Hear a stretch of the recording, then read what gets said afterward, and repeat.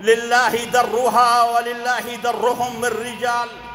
قال تعالى: من المؤمنين رجال صدقوا ما عاهدوا الله عليه فمنهم من قضى نحبه ومنهم من ينتظر وما بدلوا تبديلا. يصنعون حاضر الأمة ويؤسسون مداميك مستقبلها، ولا نامت أعين الجبناء. أيها الإخوة الكرام، أقبل بايدن إلى المنطقة ببوارجه وأساطيله محذرا ومتوعدا قائلا: أيها الحكام، أليس لي قيادة العالم وأنتم تحكمون من تحتي؟ قالوا: نعم، ما علمنا لنا من حاكم غيرك. قال: إذن اخرسوا ولا تتكلموا، إن كنتم على كراسيكم لحرصون. قالوا: سمعا وطاعة يا مولانا، فرضاك عنه أكبر أمانينا. فأشار بايدن بيده تجاه غزة وقال كما قال فرعون: إن هؤلاء لشرذمة قليلون وإنهم لنا لغائظون وإنا على استئصالهم لعازمون. فقال الحكام: هم كذلك يا مولانا، اعمل ما تراه، فنحن لهم مبغضون ولأعمالهم كارهون، ورب موسى وهارون إنا لصادقون. فقال نتنياهو كما قال سحرة فرعون: بعزة بايدن إنا لنحن الغالبون ول7 أكتوبر لثائرون. فصح حكام المنطقة: يا أهل غزة اللطيمة إنا لكم لناصحون، فلا طاقة لكم اليوم ببايدن وجنوده، وإنكم لمدركون وإنهم لكم لقاصفون وعلى إبادتكم مجتمعون، فأخرجوا المقاومة من بينكم إنهم أناس يتحررون وللأقصى مطالبون. فقالت غزة: وما أدراك ما غزة؟ قالت بلسان اليقين ومنطق الحق المبين: كلا أيها المرجفون، إن معي ربي سيهدين، وإنا بعون الله لمنتصرون، ولكنكم قوم تجهلون، والله غالب على أمره ولكن أكثر الناس لا يعلمون. فالله أقوى من هدير سلاحهم، أنعم برب العالمين وكيلا، وسيعلم الباغي مغبة مكره، ولسوف يعلم من أضل سبيلا. شكرا غزة، لأنك أذليت جيشا قالوا لنا عنه أنه لا يهزم. لقد هدمت صنما من خوف نحتوه في قلوبنا بإتقان، فرأينا أن هذا الجيش نمر من ورق يقتل ويؤسر. شكرا لكتائب العز فيك، أعادت إلينا أمجاد الأبطال الأوائل. شكرا للقلة المؤمنة تذكرنا بدرا، وللنفير رغم القرح يذكرنا حمراء الأسد، وللقتال من مسافة صفر تذكرنا يوم اليمامة، وللشهادة تذكرنا بيعة عكرمة على الموت في اليرموك، وللثبات يذكرنا الصحابة يوم القادسية. شكرا غزة، تشرحي لنا سورة الأنفال على طريقتك، فعرفنا أن ترتيل الآيات شيء والعمل بها شيء آخر. شكرا لأطفالك، ما كنا نعرف قبل اليوم أن الصغار يمكن أن يصبحوا رجالا قبل أوانهم، وأن السيوف تسقلها النار. كيف ربيتموهم بهذه الطريقة التي جعلتنا نستصغر أنفسنا أمامهم؟ شكرا لنسائك، لقد أعدنا إلينا بطولات أم عمارة وصولات رفيدة وتضحيات الخنساء، تدفن أولادها وتسأل الله أن يتقبل منها قربانها. شكرا لعجائزك، لقد شرحن لنا كتب العقيدة الطوال في مقاطع مصورة لا تتعدى الدقيقة. ما أجمل حين تتحول العقيدة من حبر على الورق إلى دم يجري في العروق. شكرا لشيوخك، يدفنون أولادهم وأحفادهم فلا تكسرهم الجنائز ولا تثنيهم الأشلاء، لسان حالهم قبل مقالهم. اللهم خذ من دمنا حتى ترضى، شكرا لأطبائك، شكرا لممرضيك، كانت تصلهم جثث أحبابهم فلا تلفتهم عن جراح الناس.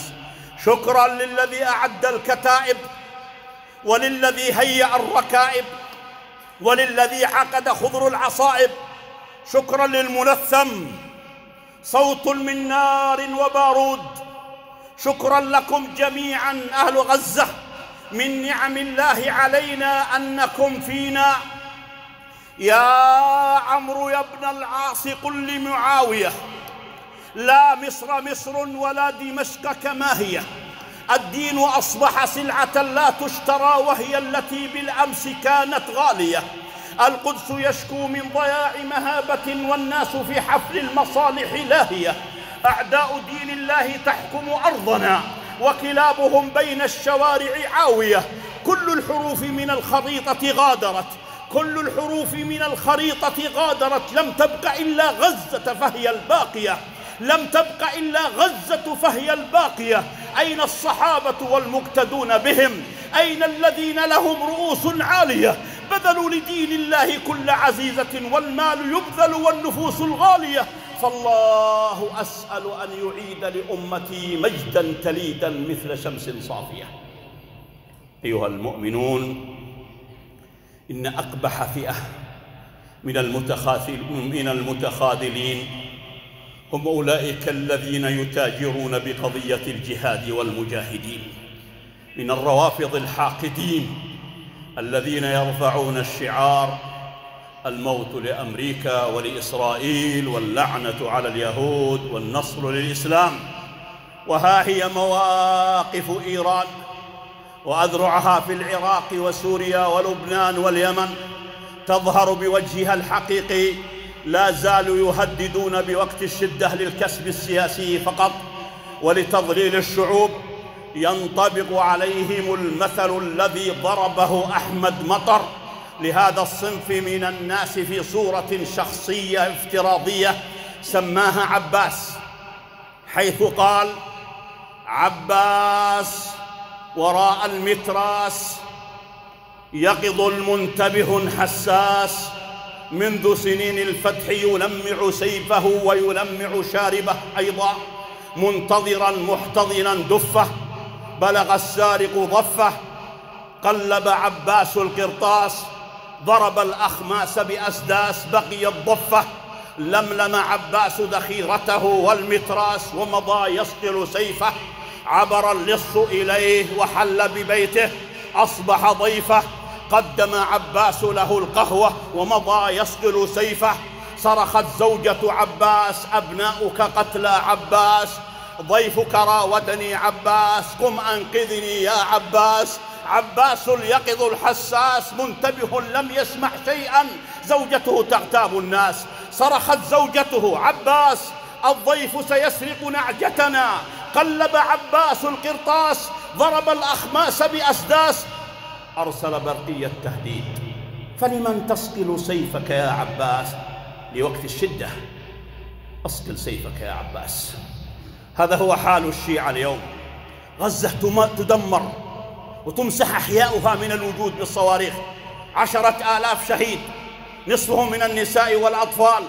غزة تواجه العالم الظالم كله، ولا زال الروافض ينتظرون وقت الشدة للتدخل، وإذا تدخلوا فهو بالنزر اليسير من الصواريخ من أجل أن يغطوا على أنفسهم. وصدق الله: وما أصابكم يوم التقى الجمعان فبإذن الله وليعلم المؤمنين وليعلم الذين نافقوا.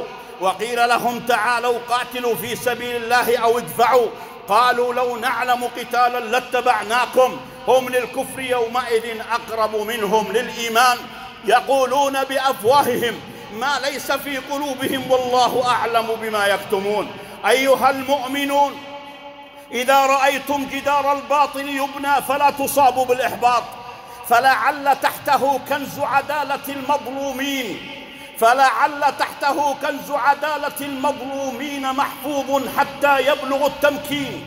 لو يقطعون خطوط الأرض أجمعها فخط غزة بالرحمن متصل، أو يجمعون جيوش الأرض قاطبة فجيش صهيون مهزوم. فجيش صهيون مهزوم ومرتحل.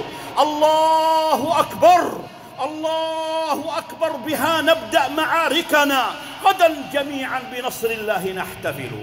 أيها المؤمنون، لقد أصبحت غزة مدرسة نتعلم منها دروسا عدة.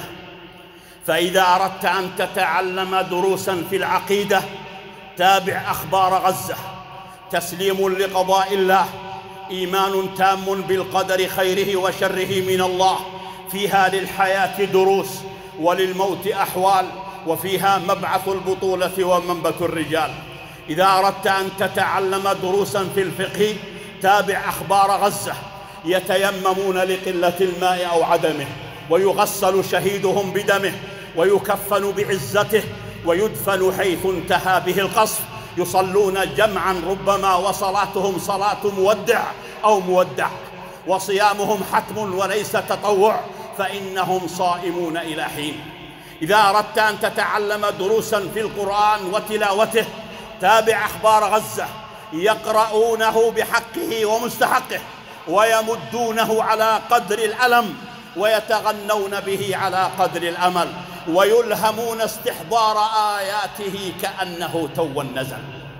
إذا أردت أن تتعلم دروسا في التزكية تابع أخبار غزة. حمدا لله وثناء على الله، ورضا عن الله لا يتزعزع. نفوس مطمئنة على المتخاذلين لوامة، وعلى العدو بالسوء أمارة.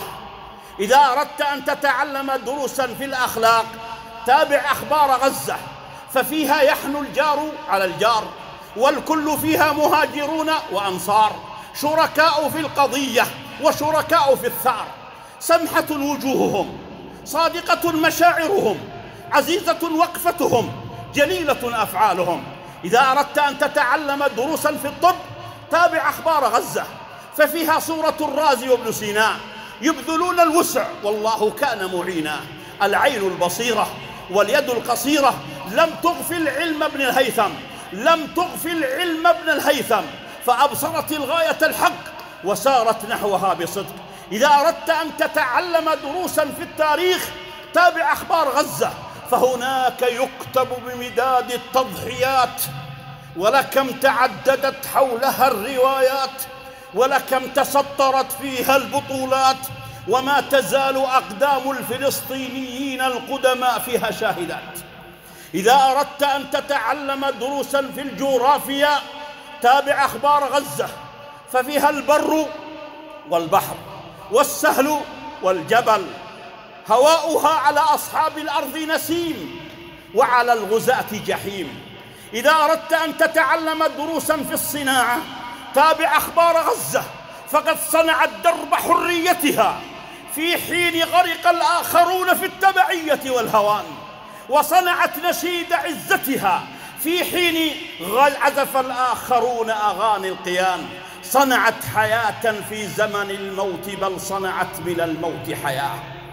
غزة اليوم مدرسة ومعلمة، فإذا ما تحدثت فلينصت الجميع. أمن العدل صاحب الدار يشقى، ودخيل بها يعيش سعيدا. أمن العدل صاحب الدار يعرى، وغريب يحتل قصرا مشيدا. ويجوع ابنها فيعدم قوتا، وينال الدخيل عيشا رغيدا. ويبيح المستعمرون حماها، ويظل ابنها طريدا شريدا. ننام ونستيقظ ولا تنام غزة، ليلها كنهارها، تدافع عن أمة راقدة رغود الموتى، تدفن شهداءها وحدها، وتداوي جراحها وحدها، وتفتح صدرها للنيران دون أن يذود عنها أحد. أطفالها شيبانها في الموت سواء ولا ضير، فإن العيش عيش الآخرة. ثم حين نأتي لنعزيها نجدها حية ونحن فقط الموتى. سيكتب التاريخ، سيكتب التاريخ. استطاع مليون شخص في أكناف بيت المقدس أن يدافعوا عن 2 مليار مسلم حول العالم، لكن المليارين لم يستطيعوا أن يدخلوا قنينة الماء والدواء ورغيف الخبز للمليونين الذين يدافعون عنهم، بالرغم أن هذه المهمة كانت توكل للنساء قديما في الحروب. يا أمتي، وجب الكفاح، فدع التقاعس، ليس ينصر من تقاعس واستراح، ودع الرياء فقد تكلمت المذابح والجراح. كذب الدعاة إلى السلام فلا سلام ولا سماح، ما عاد يجدين البكاء على الطلول، ما عاد يجدين البكاء على الطلول ولا النواح. لغة الكلام تعطلت إلا التكلم بالرماح. أرأيت أرض الأنبياء وما تعاني من جراح؟ أرأيت كيف بغى اليهود وكيف أحسن الصياح؟ يا أمة الإسلام هبوا واعملوا فالوقت راح، الكفر جمع شمله فلم النزاع والانتطاح. يا ألف مليون وأين هم إذا دعت الجراح؟ هاتوا من المليار مليونا صحاحا من صحاح، شعب بغير عقيدة ورق تذريه الرياح، من خان حي على الصلاة يخون حي على الكفاح. يا أمتي صبرا فليلك كاد يسفر عن صباح، لا بد للكابوس أن ينزاح عنا أو يزاح، والليل إن تشتد ظلمته نقول الفجر لاح، الفجر لاح.